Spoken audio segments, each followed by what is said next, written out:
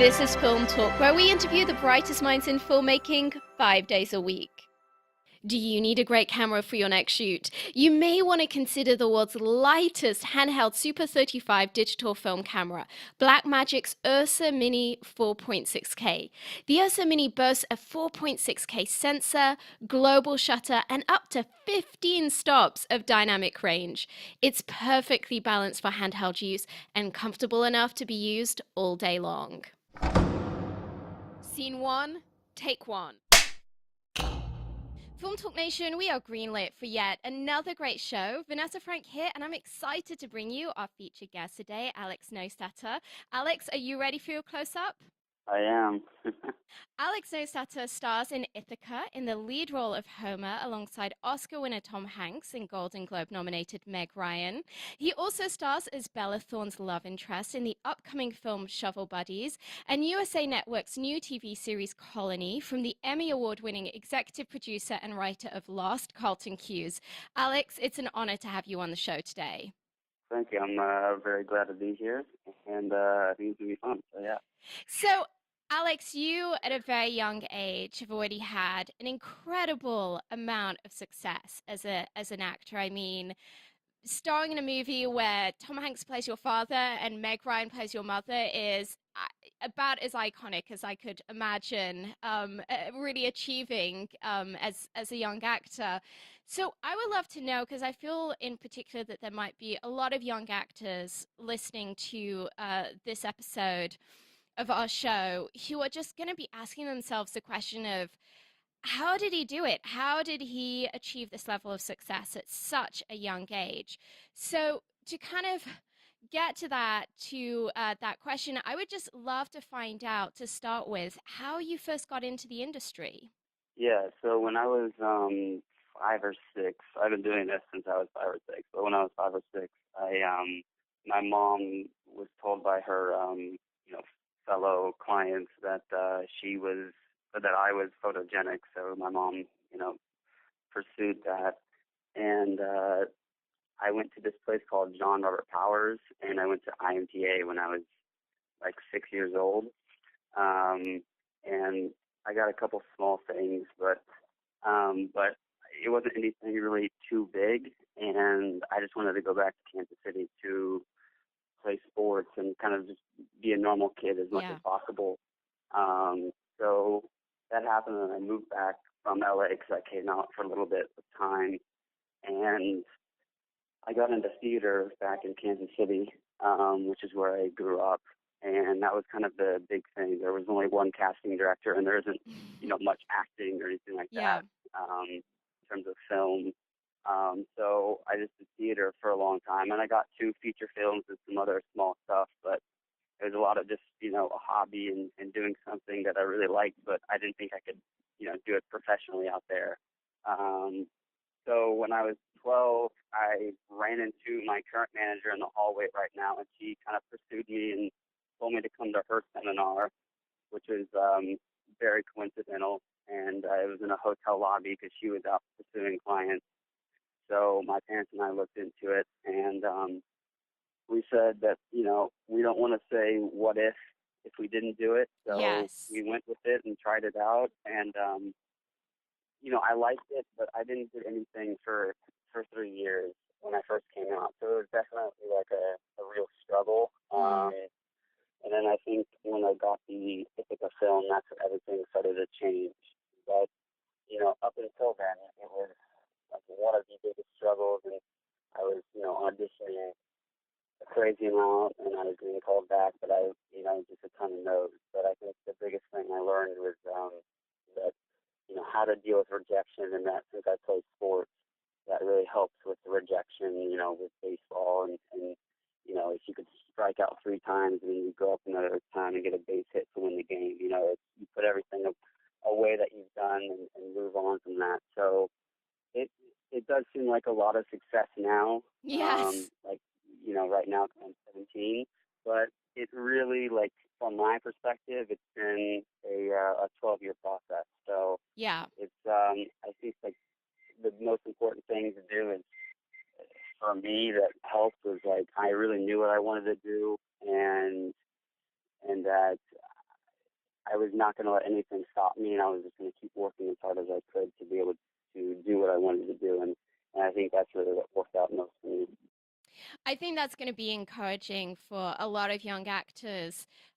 That reality check of what can seem like an overnight success often takes 10 years to make happen. I'd love to know more about how you got this role in Ithaca, because I would imagine that that was a job that a lot of young actors would have been fighting for, just because it's so iconic. And there's Meg Ryan not only acting in it, but she's directing, and Tom Hanks is not only acting in it, but he's executive producing. I mean, that's a career defining moment for any young actor. So did you just go through did you have to go through a round of auditions? I mean, how big of a process was it to clinch that role?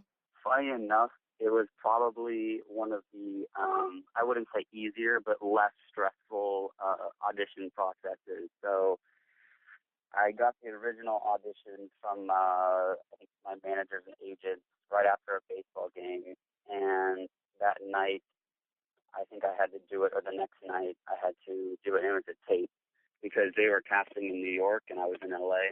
So I think at 1 in the morning I worked with my acting coach, Lauren Patrice Nadler, and we essentially put the tape together, and it was I think two or three scenes. Um, that we did, and then I sent it off, and I didn't hear anything for like 2 weeks. And then I get a call about 2 weeks later from my manager saying, Meg would like to meet you in New York and have you audition in front of her. Um, Was that what did that moment feel like? Because I mean, obviously you done a lot of what did it feel auditioning, like? but yeah, It I felt, mean, felt pretty and good. It felt pretty good. yeah. Um, but I still had to. There's like a lot more material I had to learn and to be prepared for it. So it was good, but like it was just more exciting that I got to dive deeper into this project and process. So I flew out to New York and I met her and I did the audition, and it was kind of a work session, and they were kind of feeling me out. The producers were in there as well. Janet Brenner was in there as well, one of the producers, and I did it, and I felt really good about it. And about 2 hours later, I was eating lunch in the hotel cafeteria that I was at, and I got a call from my managers and agents saying Meg would like to have pie with you tomorrow because you just got the role. So Whoa.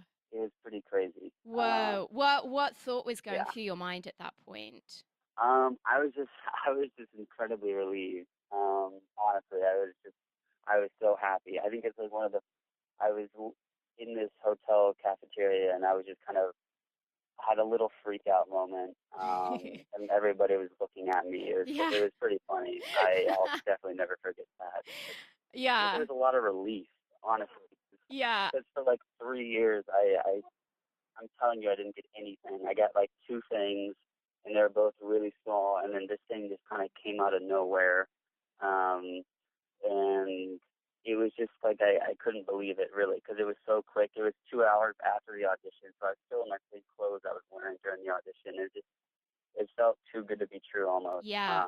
But and then the next day I had pie with her and the producer Janet Brenner, and we talked about everything we could talk about before the film. So it was pretty unbelievable. Wow, Um, that is so inspiring. That's so inspiring. And so, what does it then feel like when you're presumably were you 16 at the time when you shot it, or were you even younger than that? I think I like just turned 16. I think I auditioned for it. I want to say in like April, Hmm. and then we started shooting in like July or August, something like that. I Yeah. want to say. Um, I'm not 100% sure if that's right, but yeah, I was like freshly so. So, I mean, as a teenager who's just turned 16, what does it feel like the first time you step on set with Meg Ryan or Tom Hanks and you're facing these legends of the industry? What was going through your mind at that point? That's a good question. Well, the good thing about it was that I got to get to know Meg well before we started shooting, and there was a lot of time of prep when we were going through everything. But honestly, I think the fact that I was so young made it something that it just made it feel different. You know, if I did it now, if it happens to me when I was older, and well, I'm only 1 year older technically, but you know, the older I am, I think it would be different. But since I was so young and it was so fresh, and I was honestly just so focused more on the work than I was who they were as stars. You know what I mean? Like I Yeah. really just considered them, you know, as my parents in the film, just to try and make it, you know, so I didn't wasn't that scared. But it was something that I kind of had to double take and like make sure I'm talking. Like, am I actually talking to you right now? Like, Yeah. there's a couple double takes in there where I was just, wow, this is crazy. But I genuinely don't get too starstruck, you know. Yeah. Just I don't know why, but it was just great to be able to work with them and to see their process and see how they work. I think Mm. that was the most fun part for me, and obviously being able to work with them and especially being directed by Meg. There's not much that can compete with that. So I think being young helped a lot, and just that they really did feel like my parents in it. So that was Mm. the good part about it. So, in terms of their process, obviously you're learning, you had this incredible opportunity to learn from two masters of their trades. Were there some specific things that you felt like you really picked up from both Tom Hanks and Meg Ryan as to their process as actors and creatives? Yeah, I would say the two things that I really picked up on was from Meg's preparation and Mr. Hanks wasn't in it as much. He was only there for a day, so I didn't get to spend as much time with him as I did with Meg. But um, I would say something she told me is just be incredibly prepared. Know everything in and out. Try and I tried to learn more about the script and about everybody than the director. That's kind of the whole. That's what I try to do. I try to be the most prepared. But that's kind of what I learned from them, and really just be relaxed and calm, and not think too much about it. Just be in the moment when you're acting, and I think that really helped the most. To get over the fears of what the first day on set was like, and Yes. because always the first day is the hardest, It's the hardest just for because you have everyone. all this time to preparation. Yeah, and it's the first day you're showing yourself. So, you know, taking the advice, because Meg and I had a couple meetings before where it was just us two talking. We read through the whole script, but we also just talked about the character and just talked about life and everything in general that she thought would help me, like seeing movies from Brando and James Dean and Jimmy Stewart and Montgomery Clift and all those guys, just to help me prepare for this role. But it was something that I really appreciate from her because it helped me out a lot on that first day just to be relaxed and be prepared to take on this role. So Yeah, I definitely can see that having a director who has so much experience as an actor would be incredibly helpful for the cast because you have a director who's not just kind of saying, okay, you're going to stand at this spot and say your lines, but they're really able to speak to that internal actor's process with a huge amount of authority and past right, experience, which I would imagine is, particularly as a young actor, is really invaluable when you're in one of your really debut roles. So Alex, you were sharing earlier about how you had this trial of these 3 years where you got almost no work before having this incredible tipping moment where you booked Ithaca. Um, I would love to know how you got through that struggle because I think that that's something that anyone within the industry, whether they're an actor or a director or producer, we all know what it's like to have these times in our career where it's like no matter how hard we try, it's like nothing sticking, and really nobody knows right, why. It's like there'll be one season where nothing's happening, and then 6 months later it's like you're just getting slammed with work.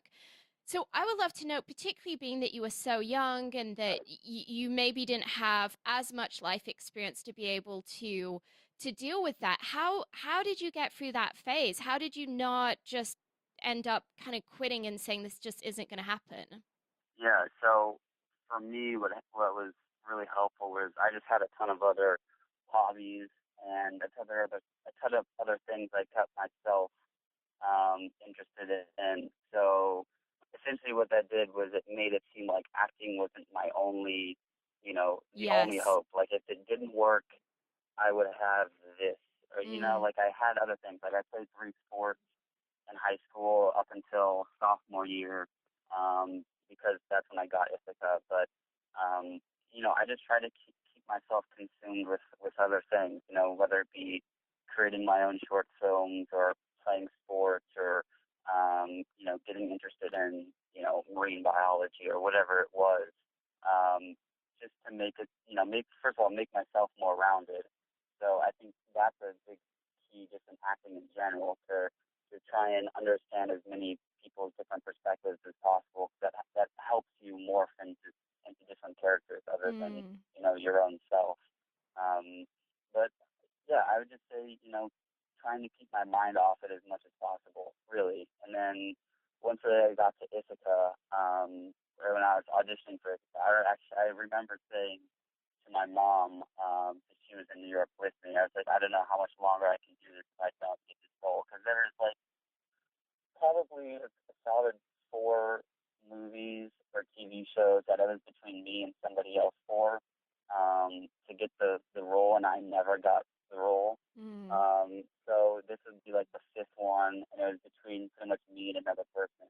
And I think I'm not 100% sure actually, but it just it really tired me out. And there was a lot of no's, and even though I was good at like pushing away, it was kind of building up, I'd say. Yeah. So Oh, I would I'm thankful imagine. I got it. I think I would have quit it, but I still credit a lot to my sports and my upbringing with my parents, just Mm. to stay focused on what you really love to do. So that's kind of what helped me the most. I think that's so smart, not just in terms of as a survival strategy, but also in terms of actually, in a strange way, increasing your aptitude as an actor. Because I think for me, I've noticed that some of the most versatile and interesting actors that I've met are the ones that use all of this time off that they have to go to museums and to read extensively and to learn about history and art, and it makes them a more well-rounded performer, so that then when they do get that role or they do get that audition, it helps, as you were saying earlier, as Meg Ryan was telling you, preparation is so important. It helps you, it gives you a bigger palette to draw from. So I really do hope that a lot of young actors will take that advice to heart, because I think that that shows a wisdom that is far beyond your years. Well, speaking to that whole question of kind of life outside of acting, um, I love to ask a question which I know is probably more specific to younger actors, because it's a challenge that we see more with child actors, teen actors, that sort of thing. Um, I would just love to get your thoughts on kind of the balance between industry work and education, because evidently, when one's dealing with a child actor, there's like state mandated rules of what has to happen. But increasingly, as one gets older and into high school and even college age, it's kind of far more open to interpretation. And I see this with a lot of young actors, where it's like, if their career is taking off, it is, I mean, as you know only too well, it is like such a really, really long days. And it's really kind of that thing of, you have this small window and you kind of have to knock it out of the park if you want to see traction continue to grow in your career.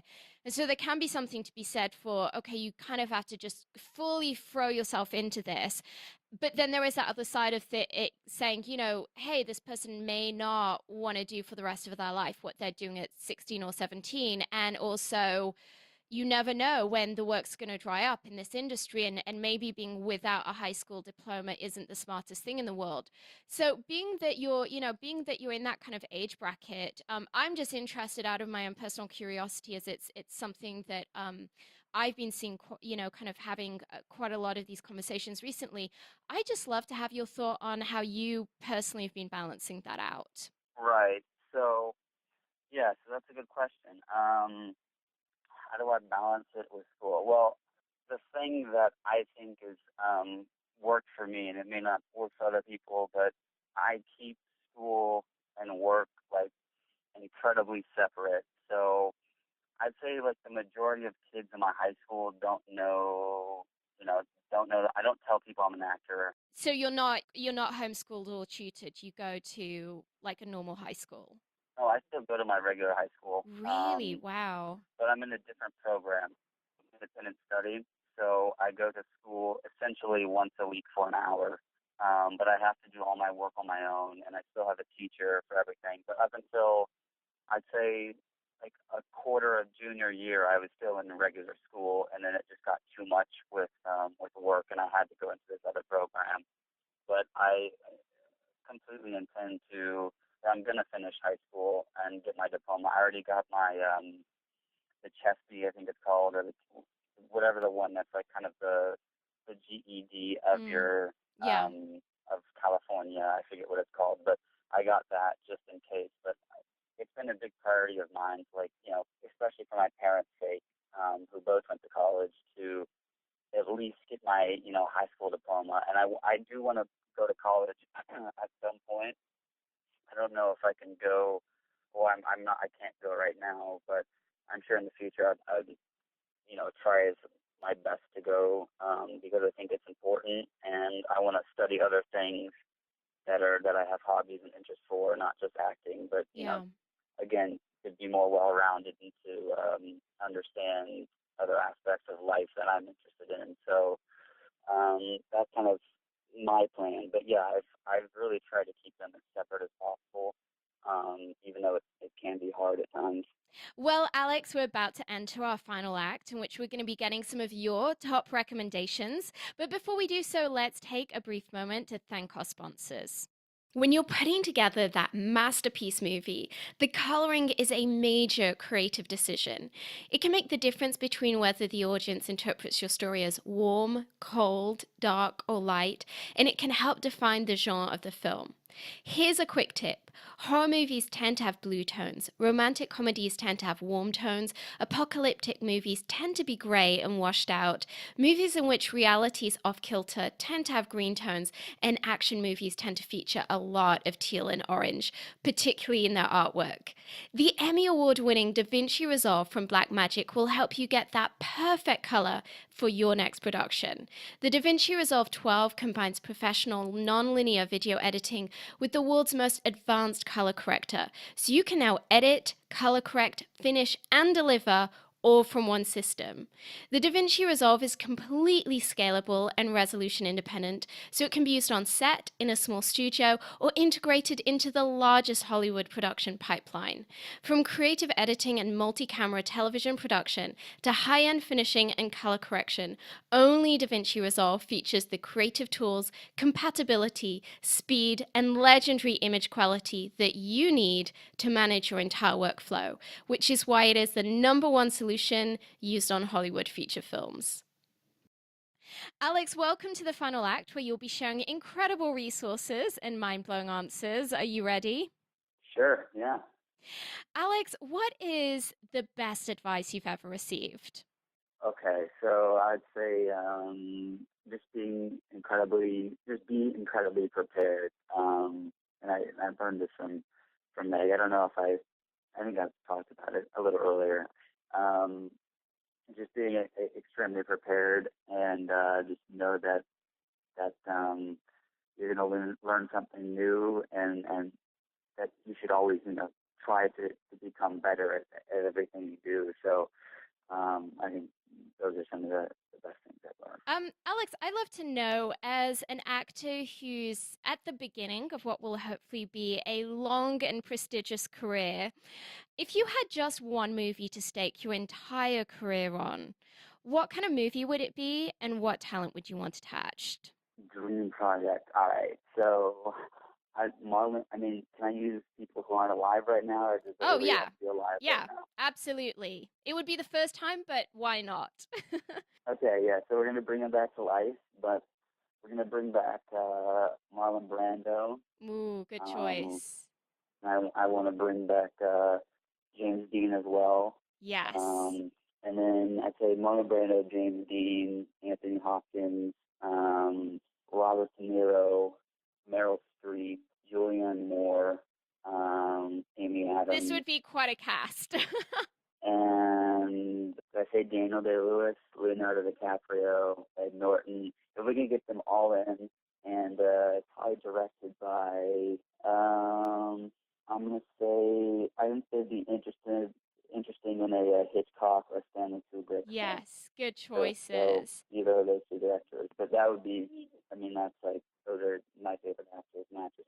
What kind of plot would this be? Like, are you more attracted to like kind of just like family, like dramas like you've been doing so far, or is it kind of your dream to do something that's maybe more of a genre? Well, if you can tell from the actors I just listed off, definitely comedies is the way I want to go down. Yeah. So, that's complete sarcasm. It's, but dramas for sure. Yeah.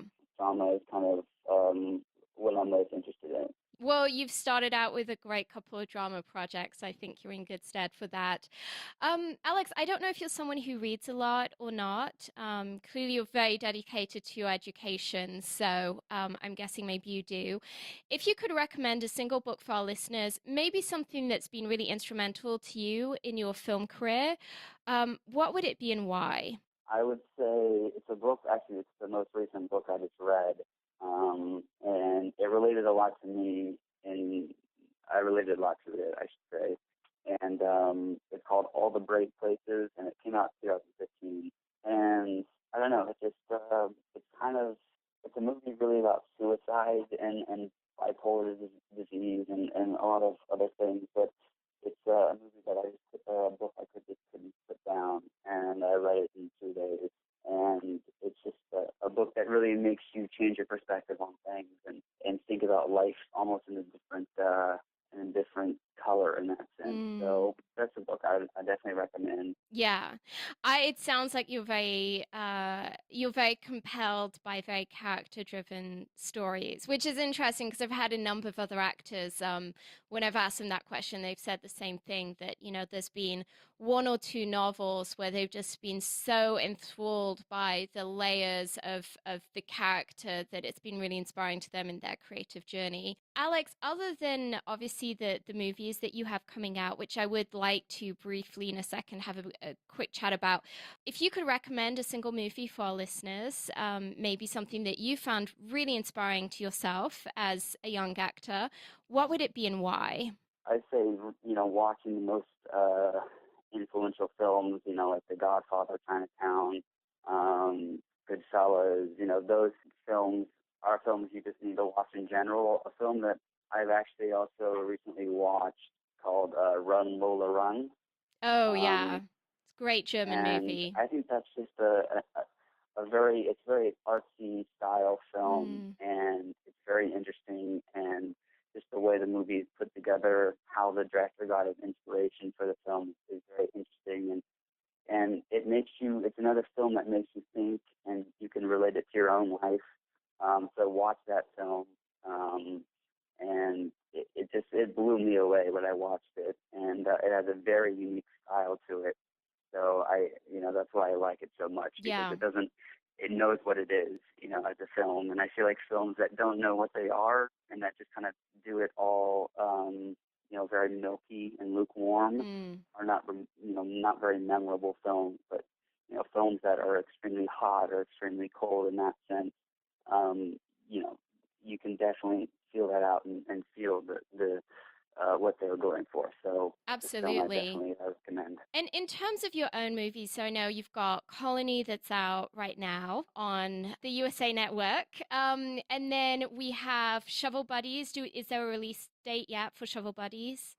No, but it's going to be in South by Southwest. Fantastic. It sounds like that's going to be a really good match for South by Southwest. It is, And yeah. So, yeah, and then do you have any other releases on the horizon? well, Ithaca still hasn't been released, so Mm-hmm. that film, and then another movie called Walking Out, which is starring Matt Balmer and Jason Wiggins, and I'm kind of co-starring it with Bill Pullman. So Wow. Oh, I love Bill Pullman. I'm very envious. yeah, he's great, and it takes place in Montana in the winter times, and Oh, it's wow. about a story through a hunting experience in a sense. So Oh, wow. That it's sounds very good. amazing. That sounds I'm looking forward to fascinating. that a lot. Um, Alex, do you have any websites or apps that you have found to be really helpful to yourself as an actor? I mean, I feel like website-wise, I just use YouTube, and I watch a lot of interviews, and I try and find as many like old interviews as possible of actors that I like, and kind of see what they're like, and see them talk about things that I may be interested in. But I don't really use apps. I don't think I've ever used an app actually for acting purposes in that Yeah. sense. Do they have apps for that? Do they Yeah, have it's like apps? interesting. I was chatting recently with someone who was telling me that there's like this rehearsal app that's really amazing because it enables you to memorize your lines, which I thought was kind of cool because I mean, there's some actors that are blessed with photographic memory, and then there's others that have to work a lot more for it. But I've had a number of people on the show say the same thing as you just did, which is that YouTube is the most amazing resource, whether you're a documentary director or whether you're an actor needing to do research, to have at one's fingertips that searchable database of videos is a tool that just a few years ago we would have killed for. So, yeah, I think Right. that's a great recommendation. Well, Alex, it's time for the martini shot. What parting piece of guidance do you want to share with us? Okay, so I've already touched about